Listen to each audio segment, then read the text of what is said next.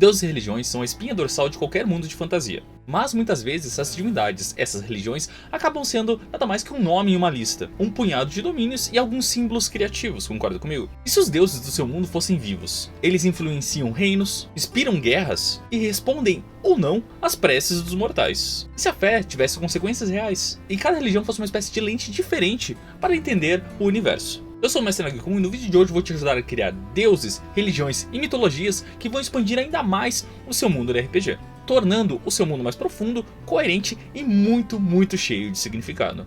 Então, já deixa o like e vem comigo para mais um vídeo. Para começar, você não começa descrevendo o deus assim: aquele é o deus da guerra, aquele ali é o deus da cura. Isso basicamente é uma função, não é a essência da divindade. Ao invés de você criar o deus do fogo, você cria uma entidade que representa a vontade de transformar, e o fogo é apenas uma de suas facetas. Seus devotos podem ser ferreiros, guerreiros, rebeldes. Todos eles acreditam que para renascer algo deve queimar.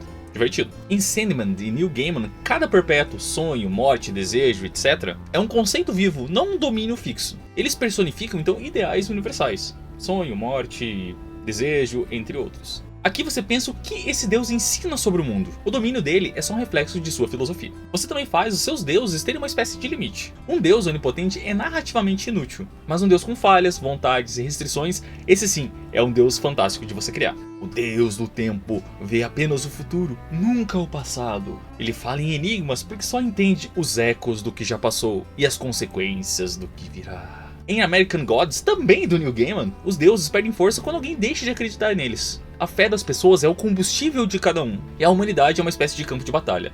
Se você não leu o livro, leia, é incrível. A série é boa até a segunda temporada. Deuses poderosos demais, eles não criam história. Deuses incompletos criam dilemas. Faça a fé ter consequências concretas. A religião no seu mundo de RPG ela deve mudar o mundo, seja literal ou metaforicamente. Mostre como crenças diferentes, como fés diferentes, elas afetam a cultura, as leis e até a economia de algumas cidades. Em um império onde o deus da memória ele é reverenciado, esquecer é verdadeiramente um crime. Existem templos dispersos em várias cidades onde cada um pode reviver memórias, pode reviver essas lembranças que eles tanto gostam ou odeiam. E penitenciárias onde os pecadores têm as suas memórias restauradas à força. Em The Witcher 3, a fé nas Damas do Bosque molda a cultura, molda a mentalidade de vilarejos inteiros, criando um equilíbrio entre adoração e terror.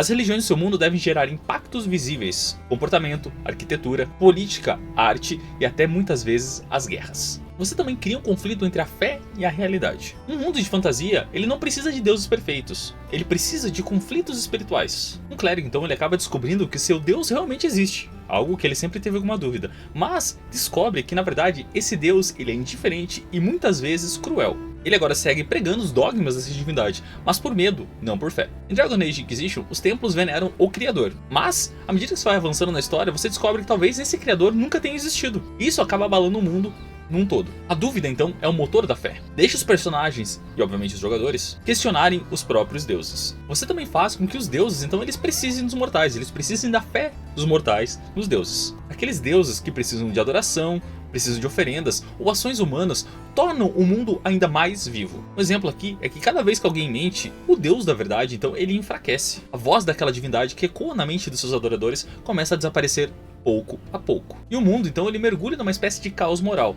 Todo mundo mente, não tem consequências. Então isso gera caos, e gera mais caos, e gera mais caos. Como eu citei aqui em American Gods, então, os deuses, eles precisam da fé, eles precisam da atenção humana. E eles enfraquecem na era moderna, enquanto outras divindades, como a mídia, a tecnologia, começam a tomar o lugar dessas divindades mais antigas. A dependência da divindade na atenção humana cria narrativa. Quando os seus deuses, eles precisam dos mortais, o mundo inteiro se torna uma espécie de campo de batalha da fé. Todo mundo quer a atenção de alguém, todo mundo quer que as pessoas mais os adorem. Você também faz com que a mesma verdade tenha formas diferentes. A mesma divindade, uma divindade da luz, da sombra, da água, do fogo, seja o que for, ela pode ter cultos diferentes, e interpretações mais conflitantes, digamos assim. No norte, então, Elaine é a deusa da colheita. No sul, ela é a deusa da morte, porque tudo que cresce deve ser ceifado. Ambos, os cultos estão certos com relação à divindade de Elaine, mas as pessoas de ambos os reinos, vamos chamar assim, elas veem faces diferentes da mesma divindade. Em Legend of Zelda Breath of the Wild, antigas civilizações eles veneram as mesmas forças naturais, mas de formas diferentes, com ruínas e rituais totalmente divergentes. Esse contraste entre as crenças do norte, do sul, do leste, seja o que for, cria mundo, intriga e identidade cultural. Você cria mitos como uma espécie de ferramentas de lore. Como assim? Os mitos são como o povo explica o inexplicável. Esses mitos não precisam ser necessariamente verdadeiros. Eles precisam fazer sentido para um determinado povoado, para um determinado reino. O grupo chega em um determinado vilarejo, lá eles escutam uma pessoa mais velha falando: "O trovão existe porque o Deus caído ainda tenta escalar aquela montanha." Aí ele aponta para a montanha. A ciência então explica o relâmpago,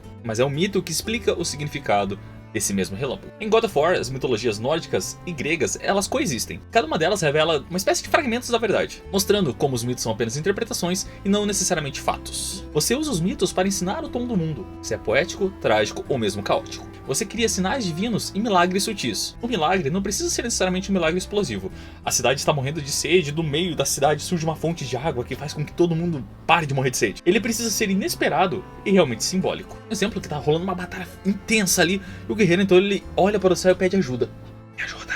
Nenhum raio do céu, mas inexplicavelmente o inimigo que está à frente dele dá uma hesitada de um segundo. Tempo necessário para ele fazer uma ação, matar o inimigo, fugir, dar uma cotovelada na cara dele. Talvez tenha sido apenas o vento, ou mesmo uma intervenção divina sutil. Em Senhor dos Anéis, a providência divina daquele mundo nunca é direta. Pequenas coincidências como Bilbo herdar um anel, algo que nenhum anel esperava, são as mãos invisíveis de Eru Ilúvatar. O sagrado então ele deve ser sentido, não provado. Você faz com que essas religiões elas tenham um impacto direto nos seus jogadores. Você deixa seus jogadores escolherem suas próprias crenças, e obviamente isso vai trazer consequências. O bárbaro, que é ateu, ele começa a ter visões de uma deusa esquecida, que fala apenas com ele. Quanto mais o bárbaro ignora essa deusa, mais ela começa a afetar o mundo ao redor do bárbaro. Em Dark Souls, a fé é literalmente uma mecânica. Orações e milagres são extremamente poderosos, mas o vazio da descrença é mais tentador. Quando o jogador sente o peso da fé, o mundo ganha alma. Você também faz com que cada divindade tenha uma personalidade diferente. Por mais cósmicos, por mais divinos, por mais afastado que essas divindades sejam, elas não deixam de ser personagens na sua mesa de RPG. Eles têm voz, humor, vaidade e até alguns medos. O deus do caos ele é educado, calmo e gentil. Ele só acredita que a ordem é uma ilusão extremamente cruel. Ele fala como um filósofo e suas palavras fazem sentido.